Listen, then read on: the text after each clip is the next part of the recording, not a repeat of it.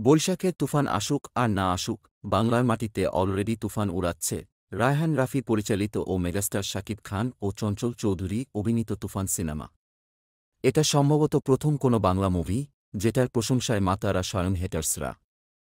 সত্যিই গাইজ, আমাদের দেশে কেজিএফ, এনিমেল মুভির মতো এরকম গেংবাস্টার টাইপ মুভি হচ্ছে, তা গর্ব করার মতোই। দর্শকদের উৎসাহ কী পরিমাণ তা ইউটিউব ফেসবুকে ঢুকলেই বোঝা যায়। বর্তমানে টিজার মুক্তির কয়েক মিনিটের মাথায় ফেসবুক ইউটিউব সহ সব জায়গায় ট্রেন্ডিং-এ আছে এই সিনেমাটি। অনেকেই বলছে কেজিএফ এবং এনিমেল মুভির ফিল পাচ্ছে মেগাস্টার শাকিব খানের তুফান সিনেমাটিতে। টিজারে যে অ্যাকশন, সাসপেন্স দেখানো হয়েছে, এক কথায় বলতে গেলে জাস্ট ওয়াও।